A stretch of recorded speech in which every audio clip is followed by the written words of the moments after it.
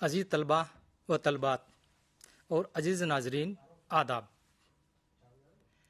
آج اردو کی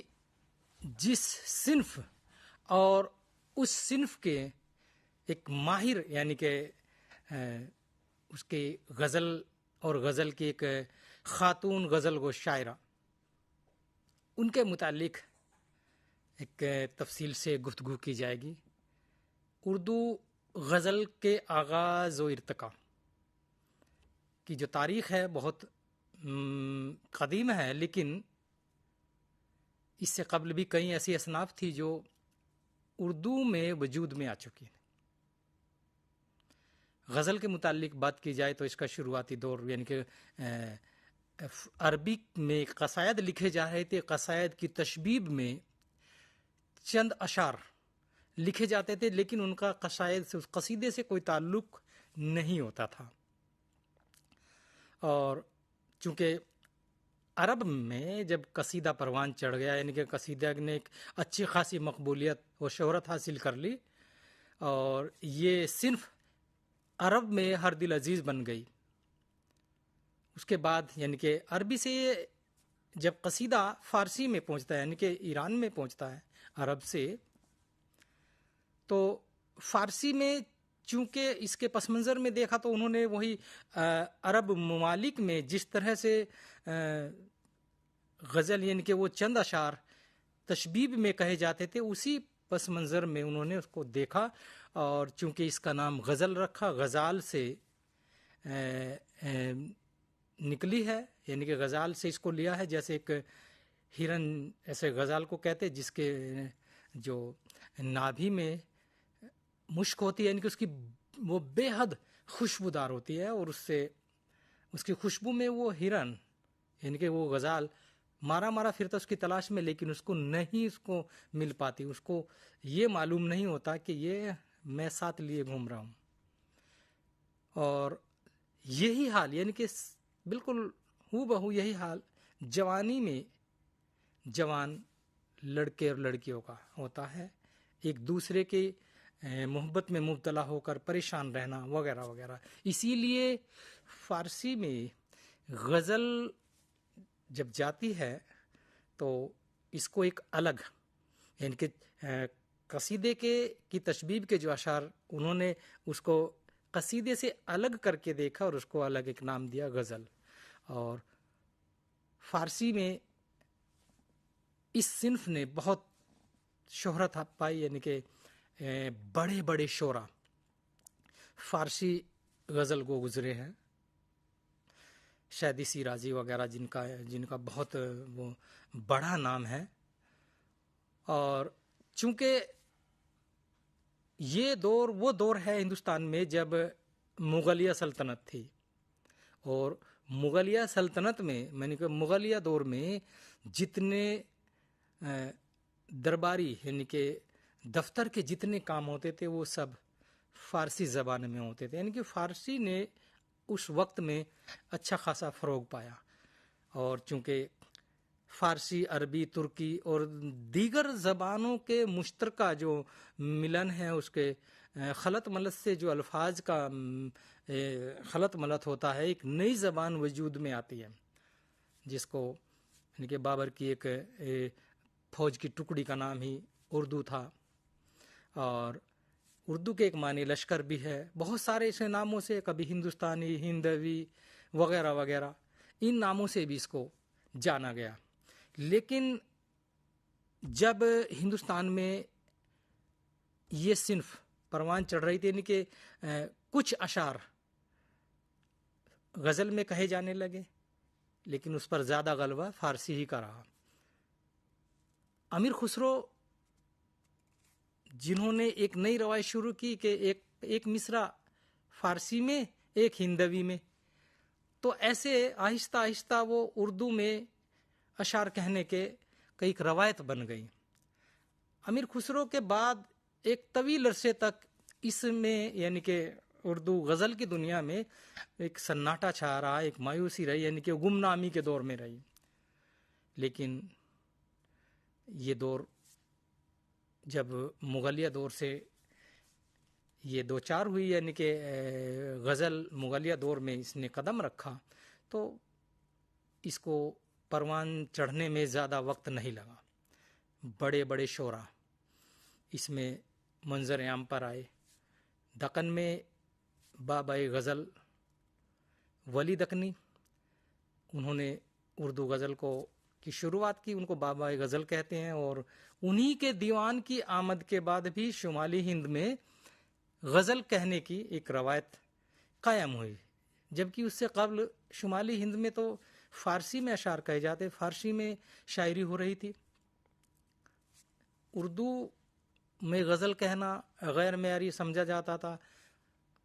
یعنی کہ اس اردو میں یا اس کو ہندوی، ہندوستانی یا ریختہ میں اشعار کہنے میں جو شعراء ہے اس دور کے، وہ اپنے آپ کو کمتر سمجھتے تھے، یعنی کہ وہ سمجھتے تھے کہ میں ہندوی، ہندوستانی میں، اس میں ریختہ میں شعر کہہ رہا ہوں تو میرا وہ معیار نہیں ہے جو فارسی میں اشعار کہنے والے شعراء کا ہے۔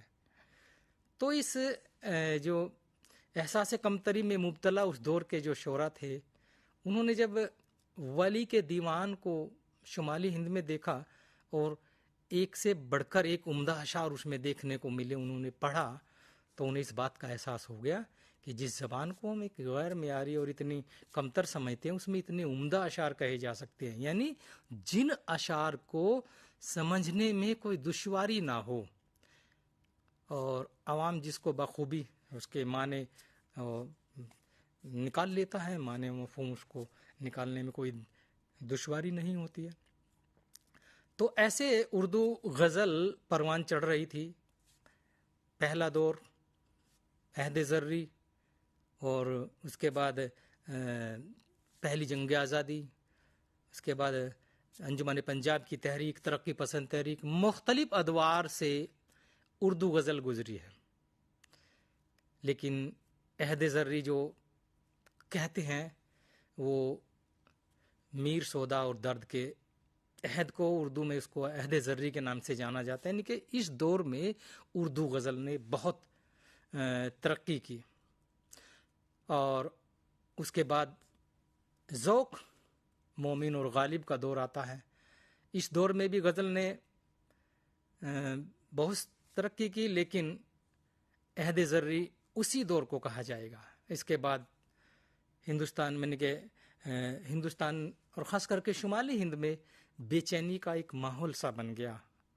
ایک وقت وہ بھی آیا جب غزل پر بہت سارے اعتراضات کیے جانے لگے۔ جب اعتراضات کیے جانے لگے، یہ دور وہ ہے کہ اس ٹائم پہ اردو میں، یعنی کہ اردو غزل گوئی کی دنیا میں خاتون غزل گو بھی قدم رکھ رہی تھی۔ بہت سارے کیونکہ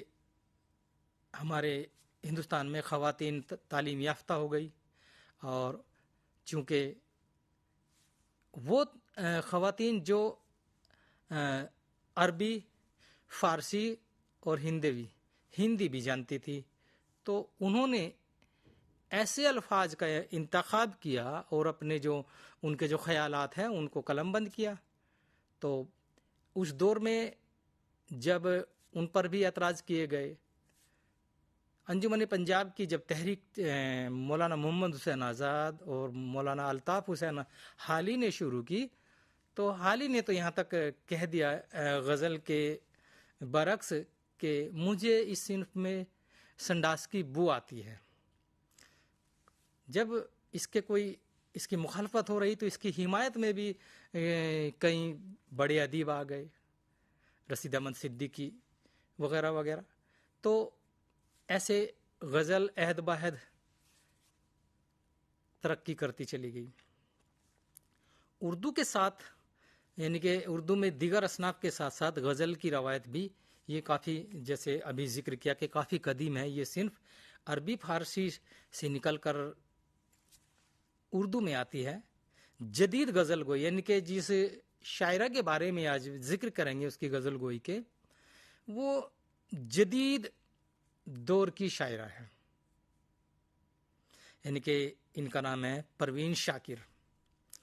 پروین شاکر ایک نامور شاعرہ ہے، اور ان کا نام اردو غزل گوئی، یعنی کہ جدید جو غزل گوئی میں خاتون شاعرات ہیں ان میں ایک اہم مقام رکھتی ہیں۔ ویسے تو غزل گوئی کی جو روایت ہے وہ اس میں غزل گوئی میں شاعرات کی تخلیقی کاوی سے اس میں خال خال رہی ہے، جس کے مطلب بہت سے اسباب ہمیں دیکھنے کو ملتے ہیں۔ بنیادی اور اہم سبب یہ ہے کہ شاعرات کا کلام بالعموم تخلیقی پختگی اور ایک فنی ہنر، جسے ہم کہتے ہیں فنی ہنر مندی کے بجائے سطحی خدمات کے مطابق ہونا ہے۔ اور لیکن چند شاعرات جن میں یعنی کہ اردو کی جو غزل گو شاعرات ہیں ان میں چندہ، زہرا نگاہ، بیگم ممتاز اور اس کے ساتھ فہمیدہ ریاض اور شبنم شکیل، رابعہ سلطانہ اور کشور ناہید، سیدہ ہنا اور پروین شاکر، یہ اہم شاعرات ہیں جنہوں نے اردو غزل گوئی کی دنیا میں ایک اپنا اچھا خاصا نام انہوں نے قائم کیا ہے۔ چونکہ کچھ اعلیٰ تعلیم یافتہ جو شاعر ہوتے ہیں یا شاعرات ہوتی ہیں وہ ان کو کچھ کو ورثے میں ملی ہوتی ہے روایتی، یعنی پروین شاکر کے والد صاحب جو ایک بڑے شاعر تھے اور اعلیٰ تعلیم یافتہ تھے، انہیں یعنی کہ پروین شاکر کو یہ شاعری کی جو سوغات ہے یہ ایک ورثے میں ملی، ان کو ان کے والد صاحب سے اس کا سبق ملا، اپنے نانا سے یہ بہت اصلاح لیتی رہی اردو غزل گوئی میں۔ پروین شاکر 24 نومبر 1952، یعنی کہ یہ ایسی شاعرہ ہیں جو آزادی کے بعد پیدا ہوتی ہے۔ 19 نومبر کو کراچی یعنی کہ پاکستان میں یہ پیدا ہوتی ہے، اور ان کے والد سید شاکر حسین ثاقب، یعنی کہ ثاقب ان کا تخلص ہے ان کے والد صاحب کا، یہ بھی ایک بڑے شاعر تھے۔ پروین شاکر نے بچپن سے ہی شاعری کی طرف توجہ کی۔ جامعہ کراچی سے، یعنی کہ جامعہ کے معنی یونیورسٹی، جامعہ کراچی سے انہوں نے انگریزی میں ایم اے کیا، اور چونکہ ان کی ڈبل ایم اے تھی، ایم اے لسانیات بھی انہوں نے کیا۔ اس کے بعد ہارورڈ یونیورسٹی سے ایم بی اے کیا، مینجمنٹ انفارمیشن میں بھی انہوں نے کورس کیا، اور چونکہ انہوں نے یہ ایک ایسے کچھ دن درس و تدریس کے پیشے سے جڑی رہی، اس کے بعد انہوں نے پاکستان حکومت کا جو ایک اعلیٰ جو سروس ہے یعنی کہ سول سروسز، اس کو انہوں نے اس کو امتحان کو پاس کیا امتیازی نمبروں سے، اور یہ وہاں کلاس 1 افسر یعنی کہ ایک سول سروس کے ایک اعلیٰ افسر کے عہدے پر یہ ان کا انتخاب ہو گیا، اور یہ محکمہ کسٹم میں ڈپٹی کلکٹر کے عہدے پر فائز ہوئی۔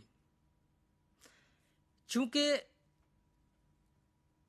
پروین شاکر ایک ایسی شاعرہ ہے جنہوں نے خواتین کے یعنی کہ جو خاص کر کے مسلم گھرانوں میں جو خواتین کو لے کر کے کچھ ادنا طبقہ، اعلیٰ طبقہ یا متوسط طبقے میں بہت ساری ایسی پریشانیاں ہیں یا خواتین کے ایسے مسائل ہیں جن کو وہ خواتین خود بیان نہیں کر سکتی، لیکن اگر کوئی خاتون شاعرہ اس معاشرے سے تعلق رکھتی ہے، اس خطے سے تعلق رکھتی ہے اور ان مسائل کو سمجھتی ہے، تو اسی کو اس کے مسائل کو وہ پیش کرتی ہے، یعنی کہ الفاظ کا عملی جامہ پہنا کر کے ان کو اپنے خیال میں اس کو پیش کرتی ہے۔ چونکہ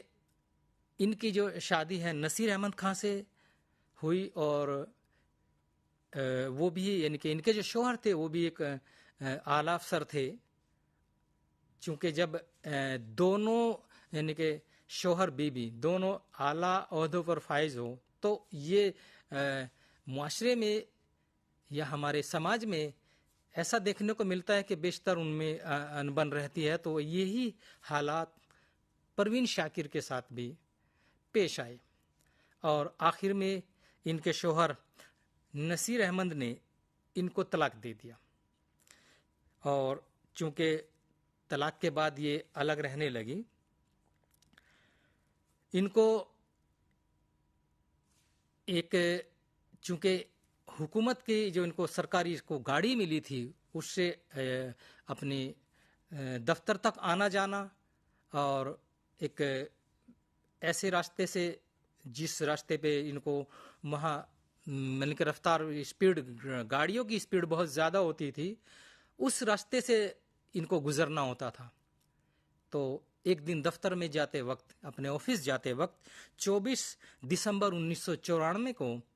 ان کی جو کار ہے ایک بس یعنی کہ بڑی پیسنجر بس سے ٹکرا گئی، اور یہ اس حادثے میں شدید زخمی ہو گئی اور کچھ یعنی کہ دوران علاج ان کی موت ہو گئی. ایسے ان کے ایک مختصر سے یعنی کہ ان کے 1952 سے لے کر کے 94 تک کے انہوں نے ایک مختصر ہی زندگی پائی انہوں نے، اور اس میں انہوں نے ان کے 5 جو ہے شعری مجموعے اس دوران ان کے چھپے. اگر جیسے یہ اور طویل زندگی پاتی تو اردو غزل کی دنیا میں خاص کر کے بہت اضافہ ہوتا، اور یعنی کہ 1994 کو ان کا انتقال ہو جاتا ہے. انتقال یعنی کہ اس سے پہلے ہی مطلب جب انتقال کے بعد بھی ان کا ایک مجموعہ جو ان کے سارے مجموعوں کا یعنی کہ کلیات ان کا منظر عام پر آیا، اور اس کے کلیات کے منظر عام پر آنے کے بعد ان کی جو شہرت ہے بر صغیر میں ہی نہیں بلکہ ممالک غیر میں بھی بہت زیادہ ان کو شہرت ملتی ہے. چونکہ پروین شاکر عربی، فارسی، فرینچ اور انگریزی اور ہندی ان زبانوں سے واقف تھی، اپنی شاعری میں انہوں نے ان زبانوں کے الفاظ کا بھی بھرپور استعمال کیا ہے، اور ایسے موقع پہ کیا ہے کہ وہ اشعار کی جو خوبصورتی ہے اس کو دوبالا کر دیتی ہے. ان کا جو پہلی جو کتاب ہے ان کی وہ خوشبو کے نام سے ہے، اور یہ 25 سال کی یعنی کہ جب ان کی عمر 25 برس تھی تب یہ شائع ہوئی ہے. پروین شاکر کے جو 5 جو ان کے مجموعے ہیں ان میں پہلا خوشبو یہ 1976 میں منظر عام پر آتا ہے. دوسرا ان کا صدبرگ ہے، یہ 1980 میں منظر عام پر آتا ہے. تیسرا ان کا مجموعہ ہے خود کلامی، 1990 میں منظر عام پر آتا ہے. اور انکار یہ بھی 1990 میں منظر عام پر آتا ہے. اس کے ساتھ ان کے دوسرے مجموعے ہیں کف آئینہ، یہ 1995 میں منظر عام پر آتا ہے. اس کے علاوہ جیسے ابھی ذکر کیا کہ کلیات ہے ماہ تمام کے نام سے ان کا، یہ 1994 میں شائع ہوا. اور چونکہ کلیات میں A to Z شروع سے آخر تک جتنی بھی اس ادیب کی وہ نثر نگار ہو یا شاعر ہو، اس کی جتنی بھی تخلیقات ہے اس کے مجموعے وہ سب یکجا کر دیے جاتے ہیں. پروین شاکر کی غزلوں میں اسلوب گنائی ہے، اس کے مشتمل مطلب اشتعارے اور تسبیحات، اشارے، کنائے اور ہندی الفاظ کا انتخاب پروین شاکر کی غزلوں میں ہمیں بیشتر دیکھنے کو ملتا ہے. چونکہ یہ وہ دور ہے پاکستان میں جب پروین شاکر وہاں شاعری کر رہی تھی کہ وہاں یعنی کہ ایک طریقے سے حکومت کے تختہ پلٹ یا بادشاہوں کو جو ہے نا حکومت سے بدر کیا جا رہا تھا. شاعر اپنی بات اشارے کنائے میں کہتا ہے، پروین شاکر نے بھی اپنی غزلوں میں ایسے ہی اشارے کنائے میں بات کی ہے، اور چونکہ پروین شاکر اس وقت یعنی کہ اپنے انتقال سے قبل ہی شہرت کی بلندیوں پر پہنچ چکی تھی، ان کے افشاں یعنی ان کے جو شعری مجموعے ہیں وہ منظر عام پر آ چکے تھے. ان کو پاکستان کی حکومت نے کئی اعلیٰ اعزاز سے بھی نوازا، اور چونکہ ان اعزاز کے بدولت ان کی شہرت بر صغیر سے باہر یعنی کہ انگلستان، امریکہ، کینیڈا وغیرہ میں بھی ان کی جو شاعری ہے اس کے تراجم ہوئے کئی دیگر زبانوں میں، اور وہاں سے بھی ان کو کئی انعامات دیے گئے. دور ایسے ہی چل رہا تھا، یعنی کہ جب شاعری میں دوسری بھی جس کا بھی ذکر کیا، ان کی ہم اثر دوسری شاعرات ہیں، ان کے یہاں جو جن پہلوؤں پر نظر ڈالی گئی ہے، یعنی کہ ان پہلوؤں کو، ان مسائل کو انہوں نے پروین شاکر نے قلم بند کیا ہے، اپنی شاعری میں پیش کیا ہے. وہ ایک خطے کے اعتبار سے، جیسے بر صغیر کے دو بڑے ملک ہیں پاکستان اور بھارت میں چونکہ یہاں کی خواتین کے مسائل کچھ الگ ہو سکتے ہیں، اور پاکستان کی جو خواتین ہیں ان کے مسائل کچھ الگ ہو سکتے ہیں، یعنی کہ کچھ دوری پہ، کچھ فاصلے پہ تبدیل بھی ہو جاتے ہیں. وہ جغرافیائی حالات وغیرہ، مذہبی حالات، بہت سارے ایسے حالات ہیں جس کے بنا پر اس خطے کے کئی مسائل پیدا ہوتے ہیں. تو انہی سب مسائلوں پر انہوں نے یعنی کہ پروین شاکر نے غور کیا، اور ان پر خوب اسٹڈی کی، اس پر محنت کی، اور اس پہ انہوں نے اسے اس انداز میں پیش کیا کہ ان کے جو اشعار ہے اتنے سادہ، اتنے سلیس، اتنے زبان، یعنی کہ اگر انہوں نے اپنی کسی غزل میں فرینچ کا کوئی لفظ استعمال کیا ہے تو پہلے اس کو یہ دیکھنے کی کوشش کی ہے کہ یہ لفظ فرینچ کا ہے، لیکن جس معاشرے کے لیے میں یہ غزل کہہ رہی ہوں، یعنی کہ جو اردو دا طبقہ ہے، میں اس کے لیے یہ غزل کہہ رہی ہوں،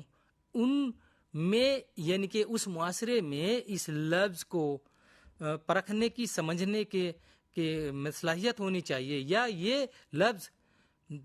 پہلے سے معاشرے میں چلن میں ہو. لیکن ایسے ہمارے معاشرے میں، ہمارے سماج میں کئی الفاظ ایسے ہیں جو بالکل چلن میں رہتے ہیں، لیکن ان کو بولا بھی جاتا ہے، ان کو خوب اچھے سے، یعنی کہ جو غیر تعلیم یافتہ انسان ہے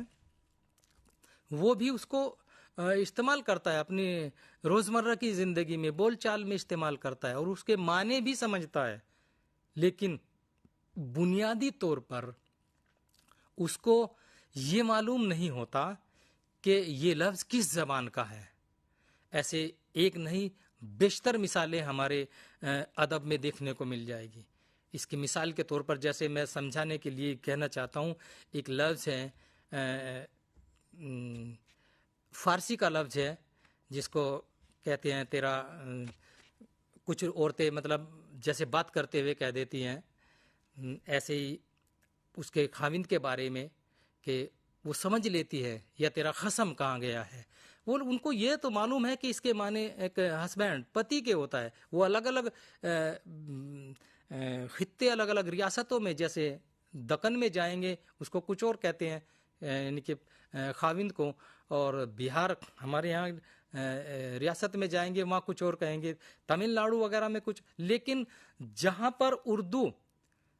بولی جاتی ہے، اردو ہندی یعنی کہ ہندوستانی بولی جاتی ہے، وہاں پر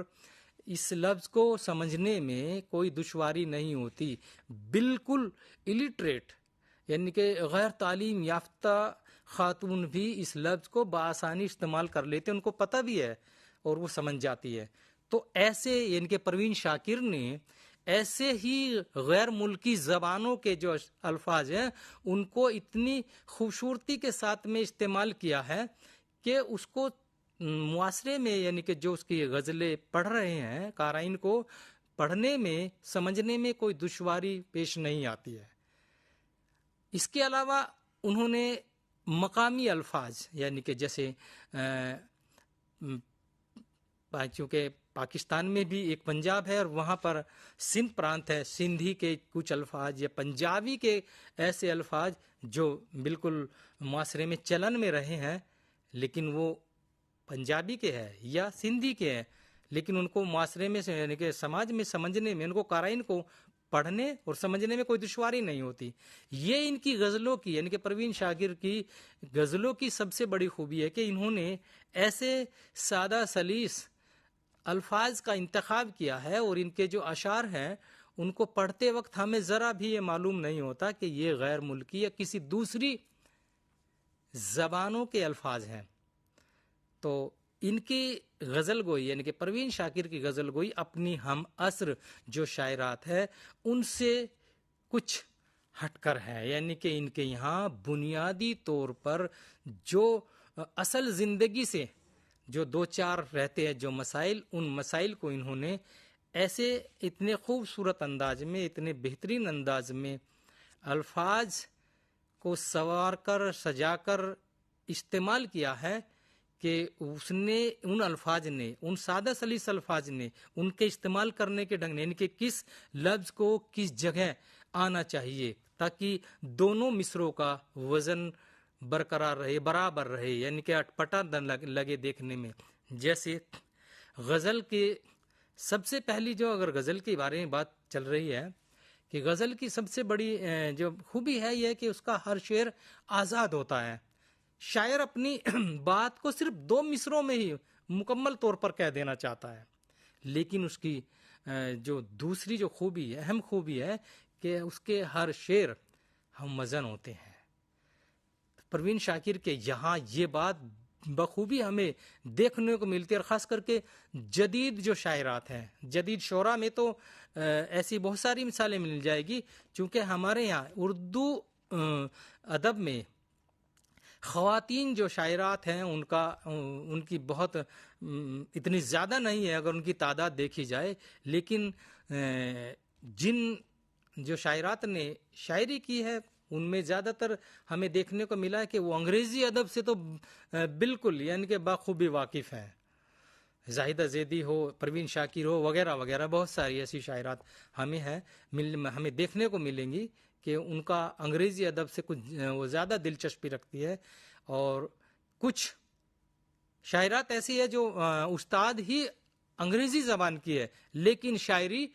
وہ اردو میں کر رہی ہے۔ وجہ اس کی سب سے بڑی وجہ یہ ہے کہ اردو ان کی مادری زبان رہی ہے، اور چونکہ کوئی بھی شاعر اپنی تخلیق کو، وہ مطلب جو تخلیق کر رہا ہے، شاعری کر رہا ہے، وہ نظم ہو، غزل ہو، قصیدہ مثنوی، کچھ بھی ہو، اس کی پہلا فوکس، اس کا پہلا مقصد یہ ہوتا ہے کہ میری شاعری، میری یہ جو تخلیق ہے یہ زیادہ سے زیادہ عوام تک، قارئین تک پہنچے، اور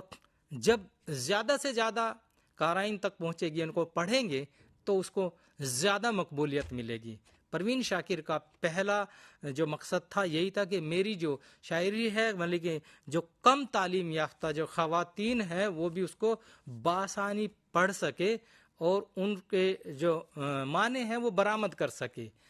یہ پروین شاکر کی غزل گوئی کی سب سے بڑی خوبی ہے، ان کی خاصیت ہے کہ ان کے یہاں بالکل بھی یعنی کہ ذرا بھی مشکل الفاظ کا استعمال نہیں کیا ہے، اور یہ تقریر مسلسل جاری رہے گی۔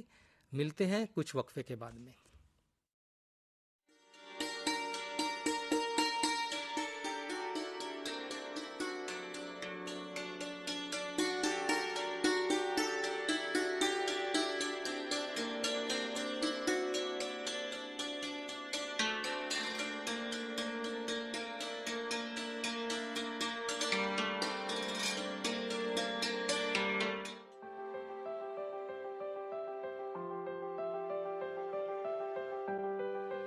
A warm welcome to IGNOU.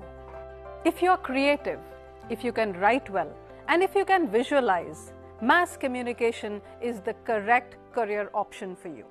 I am going to talk about postgraduate diploma in journalism and mass communication, which is also the first year of MA program in journalism and mass communication. So any learner who has done a postgraduate diploma in journalism and mass communication is eligible to take admission straight away into the second year of our master's program in journalism and mass communication. Duration to complete this program is minimum 1 year, and because we have this inherent flexibility in distance education system, you can take up to 3 years to complete this program. The minimum eligibility criteria for taking admission in this program is bachelor's in any discipline.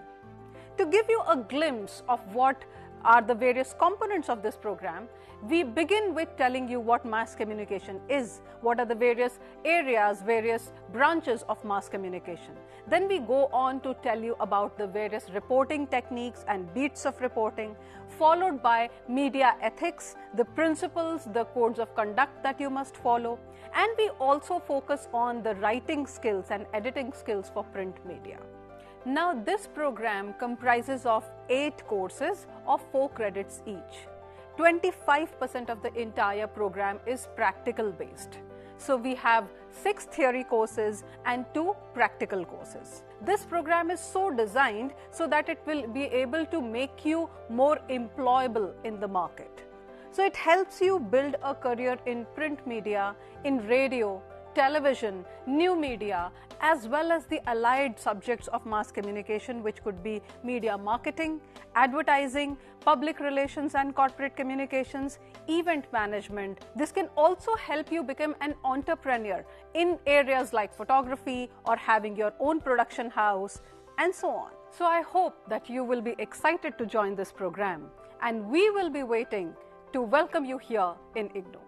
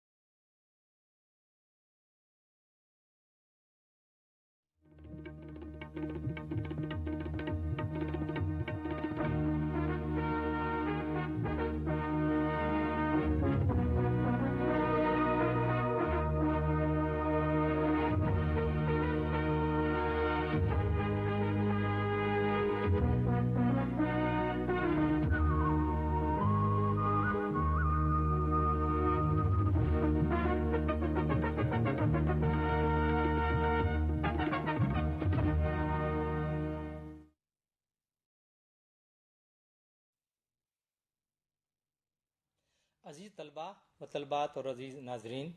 ایک بار پھر آپ کا استقبال ہے، اور آج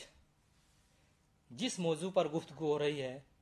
وہ ایک بڑا دلچسپ موضوع ہے، یعنی کہ غزل سے متعلق ہے، اور غزل میں بھی جدید شاعرہ ہیں، یعنی کہ بہت بر صغیر کی بہت نامور شاعرہ ہے پروین شاکر، ان سے متعلق گفتگو ہو رہی ہے. اور چونکہ ان کی شاعری میں سادہ سلیس اور بالکل ایسے الفاظ کا استعمال کیا کہ اس کو سمجھنے میں کوئی دشواری نہ ہو، یہی وہ دور ہے جدید شاعری میں. یعنی کہ ویسے اگر جدید کے متعلق بات کی جائے تو جدید ہر بیتے ہوئے کل کے مقابلے آج کا جو کل ہے وہ جدید ہوتا ہے، یعنی کہ جو بیت گیا وہ قدیم میں آ جائے گا، اور جو ابھی آنے والا ہے وہ جدید ہے. آج بھی کل کے مقابلے آج جدید ہے. اردو غزل میں فلسفے کا آغاز تو مرزا غالب سے ہو جاتا ہے، یعنی کہ مرزا غالب نے ان سب مسائل کو، ان کے انسانی زندگی سے متعلق جو مسائل ہے ان کو پیش کرنا شروع کر دیا. اس سے پہلے اگر بات کی جائے اردو غزل کے متعلق، اردو غزل چونکہ اس پہ بہت سارے الزامات، میں نے اس بار شاید ذکر کیا ہے کہ ان پر الزامات لگتے رہے ہیں. کسی نے اس کو نیم بحثی، کسی نے اس کو اس میں سے سنڈاس کی بو، مطلب بہت سارے ایسے ناموں سے اس کو یعنی کہ اس کو کنارے لگانے کی کوشش کی، اس کے احتجاج کیا ہے، اس کی مخالفت کی ہے. اور اس کی وجہ یہ رہی ہے کہ اردو غزل یعنی کہ غزل کا، جیسے میں نے اس کے پس منظر کے متعلق تھوڑی سی ذرا سی گفتگو کی تھی کہ اس کا پس منظر یعنی کہ اس کا آغاز کہاں سے ہوتا ہے، وہی اس پہ بات کی جائے تو شروعاتی دور میں ہی جب غزل فارسی میں وجود میں آتی ہے تو سمجھ لیجئے کہ یہ اس کے ایک معنی یعنی کہ اس کی تعریف ہے وہ یہ بھی کی جاتی ہے کہ کہتے ہیں کہ اردو غزل یعنی کہ خواتین سے گفتگو کرنا، عورتوں سے متعلق بات کرنا، اس کے اور عشق اور عاشقی کی بات کرنا، یہ بہت ساری ایسی باتیں ہیں جو غزل کو دیگر اصناف سے کچھ الگ کرتی ہیں، لیکن یہ مرزا غالب سے قبل اردو غزل نے عشق اور عاشقی، اس کے عاشق اور معشوق اور ان سب سے باہر قدم نہیں رکھا۔ ہاں یہ الگ بات ہے کہ عہد زرعی میں میر تقی میر، ان کو خدائے سخن اور شہنشاہ غزل کے نام سے بھی جانا جاتا ہے، انہوں نے اردو غزل کو ایک بلند مرتبہ عطا کیا۔ اس دور کے دوسرے شاعر یعنی کہ میر درد، خواجہ میر درد، جو ایک بڑے صوفی شاعر ہے، یعنی کہ اردو غزل میں انہوں نے صوفیانہ رنگ بھر دیا۔ اسی دور کے ایک اور بڑے شاعر ہے مرزا محمد رفیع سودا، وہ قصیدے کے شاعر ہیں۔ تو چونکہ قصیدہ الگ صنف ہے، اردو غزل جو عاشق اور معشوق کے دائرے سے باہر قدم نہیں رکھ رہی تھی، مرزا غالب کے یعنی کہ 1857 سے قبل یعنی کہ پہلی جنگ آزادی سے قبل ہی مرزا غالب نے اس میں فلسفے کا آغاز کیا، یعنی کہ اس میں فلسفہ اردو غزل میں پیش کیا، اور انسانی یعنی کہ صرف عاشق معشوق اور صرف خاتون سے متعلق باتوں کو ہی اردو غزل میں نہیں رکھا، بلکہ دیگر مسائل کو بھی مرزا غالب نے اردو غزل میں سمویا، اور یہ کامیاب ان کا تجربہ تھا، ان کی شہرت ہے، یعنی کہ ان پر بھی مرزا غالب پر بھی مشکل پسندی، ان کے یہاں مشکل الفاظ کا الزام لگتا رہا، لیکن جدید اس کے بعد یعنی کہ مرزا غالب کے بعد انجمن پنجاب کی تحریک ہے، ترقی پسند تحریک ہے، جدیدیت کی تحریک ہے، اور ان سب کیونکہ ہر عہد میں جیسے دور بدلتا ہے، ہر عہد میں انسان کو نئے مسائل سے دو چار ہونا پڑتا ہے، کبھی اس کے سامنے روزی روٹی کا مسئلہ ہوتا ہے، کبھی کچھ ایسی بڑی مہاماری جو بڑے بیماری کے طور پر اس کو سامنے آ جاتی ہیں، کبھی ایسی کوئی قدرتی ایسے زلزلے کا آنا، یعنی کہ اس کو ہر دور میں کسی نہ کسی مسائل سے دو چار رہنا پڑتا ہے۔ جب ایک ذہین تعلیم یافتہ یعنی کہ جو شاعر کے متعلق کہتے کہ شاعر اپنے یعنی کہ آپ پر جو گزرتی ہے اس کو الفاظ کے کاملی جامہ پہنا کر پیش کرتا ہے، اور شاعر کے متعلق ایک بات اور یہ کہی جاتی ہے کہ شاعر اپنے عہد کا ترجمان ہوتا ہے، معاشرے میں جو دیکھتا ہے، جو محسوس ہوتی ہے، جو اس پہ گزرتی ہے، اس کو اپنے طریقے سے یعنی کہ الفاظ کا انتخاب کر کے، ان کا استعمال کر کے اور ایک شاعرانہ انداز میں پیش کر دیتا ہے۔ تو یہ ہر دور میں چلتا رہا ہے، ہر دور میں جیسے ابھی ذکر کیا گیا کہ ہر دور کے مسائل بدلتے رہتے ہیں، کبھی کچھ مسائل کبھی کچھ، تو جدید دور میں بھی یعنی کہ جب جدید شاعری ہو رہی ہے جس دور میں، اس دور میں بھی بہت سارے مسائل ہمارے سامنے پیش آتے ہیں۔ مثال کے طور پر اگر ہم بات کریں کہ کیونکہ ہندوستان جب آزاد ہوا 15 اگست 1947 میں، اس کے بعد اس کے بدقسمتی کہیے، اتفاق کہیے کہ دو اس کے یہ تقسیم ہو گیا، دو ملک بن گئے، ہر ملک کیونکہ اس کے تقسیم کے دوران اردو شعراء نے ہی نہیں بلکہ اردو میں نثر نگاروں نے بھی بہت سارے ناول، افسانے اور دیگر اصناف میں ان کو قلم بند کیا ہے۔ چونکہ شاعر اپنی بات کو اشارے کنائے میں کہتا ہے اور اپنی بات کہہ دیتا ہے، دوسرے کو برا نہ لگے. اگر کہتے ہیں شاعر شعر کے متعلق کہتے ہیں شعر تیرے کئی رنگ. شاعر نے ایک شعر تخلیق کیا، مطلب لکھا اس میں، اور اگر دوسرا کوئی شاعر نے اپنے جو اس کے خیالات ہیں ان کو قلم بند کیا ہے اپنے مطابق جو اس کے دل میں ہے، ہو سکتا ہے وہ دوسرا اس کو کسی اور معنی میں، کسی اور طریقے سے اس کے معنی برآمد کر رہا ہوں. جیسے ایک شعر میں مثال کے طور پہ یہ کہتا ہوں کہ ایک شعر ہے اردو کا بہت مشہور شعر ہے، ہم آہ بھی کرتے ہیں تو ہو جاتے ہیں بدنام. ہم آہ بھی کرتے ہیں تو ہو جاتے ہیں بدنام، وہ قتل بھی کرتے ہیں تو چرچا نہیں ہوتا. اب دیکھیے یہاں اس کے کئی معنی برآمد ہو سکتے ہیں. یہ حکومت، خاتون اور افسران، اعلیٰ افسران، سیاستداں، یعنی کہ ہر آدمی، ہر طبقہ اس شعر کے معنی اپنے مطابق برآمد کر سکتا ہے. اور چونکہ اردو زبان بر صغیر میں بڑے پیمانے پر بولی، سمجھی، لکھی اور پڑھی جاتی ہے. اگر کوئی پڑھنا لکھنا نہیں جانتا لیکن اس کو سمجھنا جانتا ہے، یعنی کہ اس کی بڑی ایک مثال آپ مرکز یعنی کہ ہندوستان کی جو دارالسلطنت ہے یعنی کہ دہلی میں بڑے مشاعرے منعقد کیے جاتے، وہاں اس بات کا ایک احساس ہوگا کہ جب ان مشاعروں میں غزل کے شاعر اپنے کلام پیش کرتے ہیں تو وہاں ایک جو صرف سمجھتا ہے، پڑھا لکھا نہیں ہے، جو سامعین پڑھا لکھا نہیں ہے اردو وہ سمجھ رہا ہے، اس پہ واہ واہی کرتا ہے. یہ اردو غزل کی ایک خاصیت ہے. اور یہ کب ہوتا ہے، اس پہ واہ واہی، اس کو داد کب دیتا ہے وہ، کہ جب وہ اس کی سمجھ میں آئے گا. بغیر سمجھے کوئی بھی جو سامعین ہے وہ اس کو داد نہیں دے گا. پروین شاکر نے اپنے یعنی کہ جدید جب جو اس کے جو مسائل ہے تقسیم کے بعد میں اس ملک کے جس ملک میں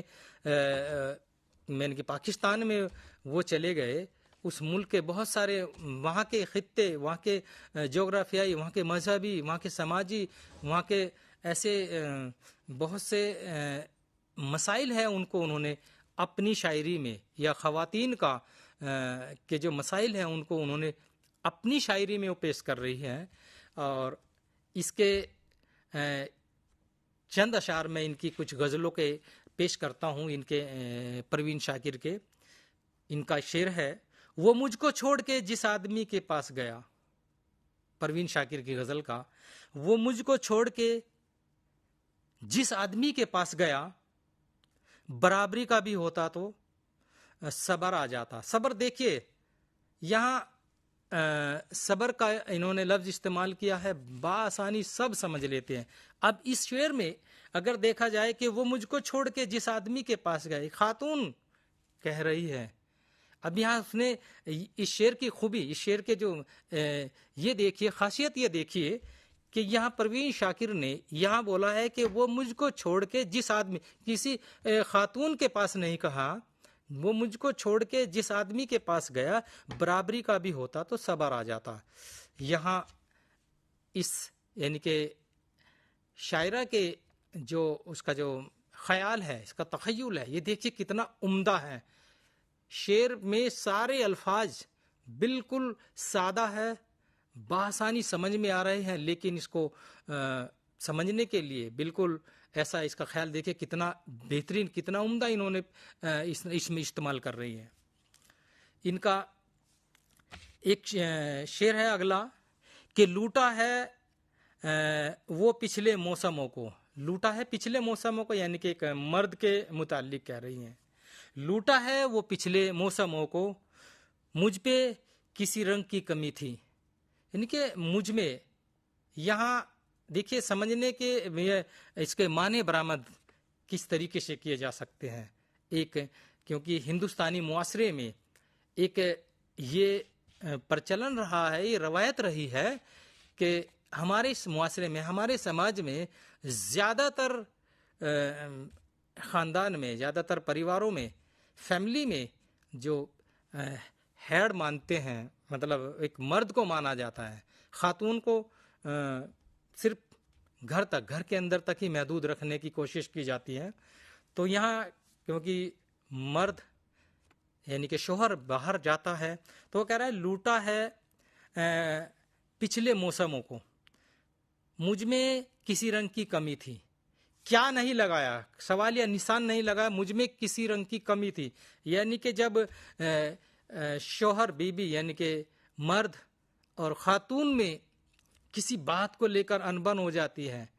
یا ان کے تعلقات خراب ہونے لگتے ہیں تو پچھلے یعنی کہ جو گزر چکی زندگی کو اس کے متعلق یہ کہتی ہے چلی ہے تھام کے بادل کے ہاتھ کو خوشبو، چلی ہے تھام کے بادل کے ہاتھ کو خوشبو، ہوا کے ساتھ سفر کا مقابلہ ٹھہرا، ہوا کے ساتھ سفر کا مقابلہ ٹھہرا. ان کے چلی ہے تھام کے بادل کے ہاتھ کو خوشبو. یہاں یہ دیکھیے کہ اس کے جو خیالات ہے، اس کے جو نظریہ ہے کتنا بلند ہمیں دیکھنے کو ملنے کے. بادل، چونکہ بادل زمین پر تو نہیں ہوتے، بادل آسمان میں ہوتے ہیں، اور اپنے خیالوں کو، اپنے جو نظریہ ہے وہ کتنا اونچا اٹھا رہی ہے، یعنی کہ اس اعلیٰ مقام تک پہنچنے کی کوشش کر رہی ہے. یہاں ایک طرف اشارہ یہ بھی ہے کہ خواتین کا تعلیم یافتہ ہونا بے حد ضروری ہے، یعنی کہ تبھی برابری کا درجہ وہ معاشرے میں، سماج میں اس کو برابری کا درجہ مل سکتا ہے. تو یہاں جب مطلب بادلوں کے ہاتھ کو تھام کے چلنے کی بات کر رہے ہیں تو کہہ رہے ہیں کہ جب خواتین اعلیٰ تعلیم یافتہ ہوگی، اچھے عہدوں پر ہو، کیونکہ پروین شاکر خود سول سروسز میں تھی، اعلیٰ عہدے پر تھی، تو یہاں اس خیال کو پیش کر رہی ہے، یعنی کہ معاشرے میں خاتون کو جو عزت ہے، اس کو جو برابری کا جو درجہ ہے، اس کو احترام کی نظر سے تبھی دیکھا جا سکتا ہے جب وہ اعلیٰ تعلیم یافتہ ہوگی. اور اگلا شعر دیکھیے، وہ کہیں بھی گیا لوٹا تو میرے پاس آیا، وہ کہیں بھی گیا لوٹا تو میرے پاس آیا، بس یہی بات ہے اچھی میرے ہر جائی میں. یعنی کہ اب یہاں اپنے سے محبت کرنے والے یا اپنے شوہر یا اپنے محبوب کے متعلق کہتی ہے کہ وہ کہیں بھی گیا تو اور لوٹا تو میرے پاس ہے، یعنی کہ صرف اور صرف اس کو ہمدردی، اس کو جو محبت ہے صرف مجھ سے ہے. یہ الگ بات ہے کہ وہ مجھ سے مطلب کسی یا روزگار کے متعلق یا کسی اور ضروری کام سے وہ کسی اور دوسری جگہ جاتا ہے یا اس کو سفر پہ جانا پڑتا ہے، تو لیکن ہاں مجھے اس پہ اتنا یقین ہے کہ اس کا کسی دوسری خاتون سے کوئی رشتہ نہیں ہے. اگر وہ ایک طویل عرصے کے بعد بھی مطلب لوٹے گا تو میرے ہی پاس آئے گا، یعنی کہ مجھے اس پہ پورا اعتماد ہے، پورا بھروسہ ہے. اور کہتی ہے یہی اچھائی ہے میرے ہر جائی میں، ہر جائی یعنی کہ اپنے چاہنے والے کو کہہ رہی ہے کہ یہی اچھائی ہے میرے ہر جائی میں. مجھے اس کی یہ بات بہت پسند ہے، بہت اچھی لگتی ہے. اگلا شعر، تیرا پہلو تیرے دل کی طرح آباد رہے، تیرا پہلو تیرے دل کی طرح آباد رہے، مجھ پہ گزرے نہ قیامت شب تنہائی بھی. یعنی کہ کہتی ہیں پروین شاکر کہتی ہے کہ تیرا پہلو تیرے دل کی آباد رہے، جیسے تو ایک اس طرح کا انسان ہے کہ تو خوش رہتا ہے، آباد رہتا ہے، دوسروں کو خوش رکھتا ہے. یعنی کہ صاف طور پر کہیں تو کہ تو دل کا برا نہیں ہے، تو ہمیشہ خوش رہنے والا انسان ہے. اور تیرے جو آداب ہے یا تیرے جو خوبی ہے، تیرے جو ایک تیرے اندر جو دوسرے ایسے عناصر ہے جو تجھے خوش رکھتے ہیں، یعنی کہ وہ بھی تیری طرح آباد رہے. اور مجھ پہ گزرے نہ قیامت شب تنہائی، یعنی کہ تو مجھ سے، میرے سے ایسے ہی خوش اسلوبی سے ملتا رہے، خوش حال ملتا رہے، یعنی کہ ہم دونوں کے درمیان کبھی ایسی غصہ یا مایوسی یا ہمارے اندر کوئی، ہمارے درمیان میں کوئی ایسا فاصلہ نہ آئے کہ مجھے شب تنہائی، یعنی کہ رات جو ہے مجھے اس میں گزارنی پڑے، تنہائی میں گزارنی پڑے، یا میں تیرے برہ میں، تیری یاد میں پریشان رہوں۔ تو ان اشعار کو دیکھیے کتنے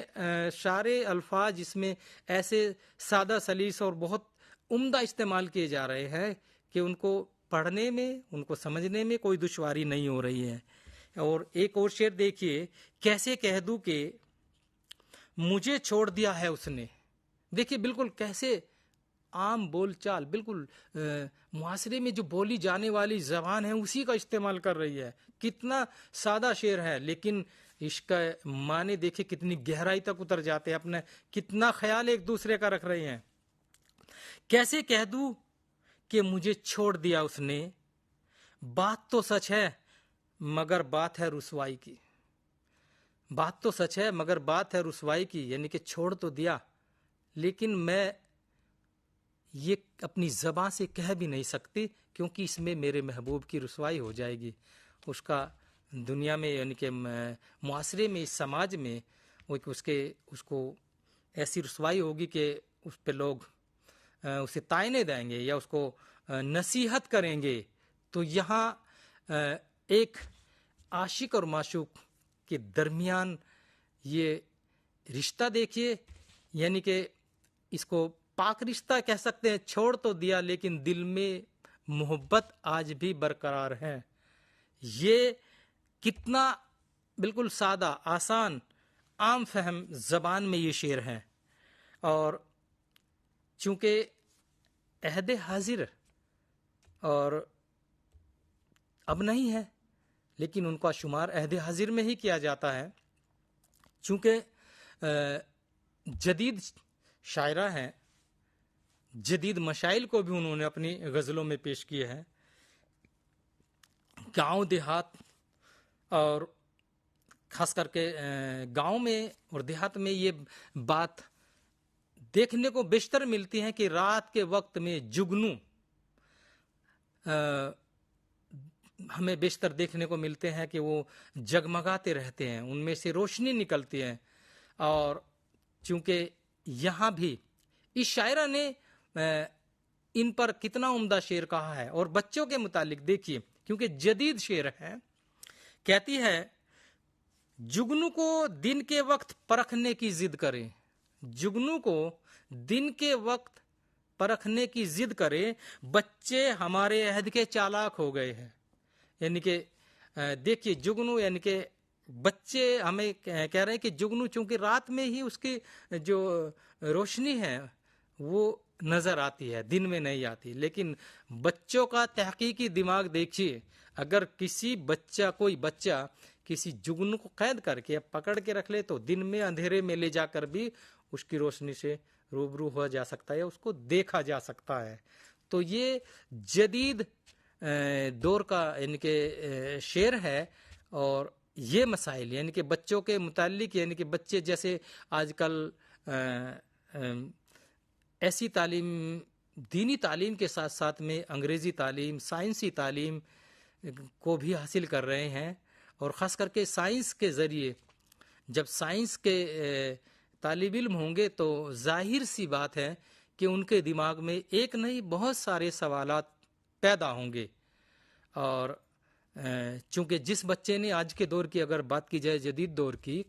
جس بچے نے موبائل کے ساتھ میں اپنی آنکھ کھولی ہے تو وہ تو یہی سوچے گا نا کہ یہ بہت قدیم چلا آ رہا ہے، بہت پرانے زمانے سے چلے آ رہے ہوں گے۔ تو یہ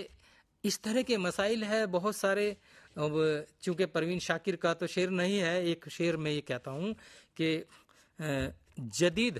شاعری کا ایک شعر ہے، اور چونکہ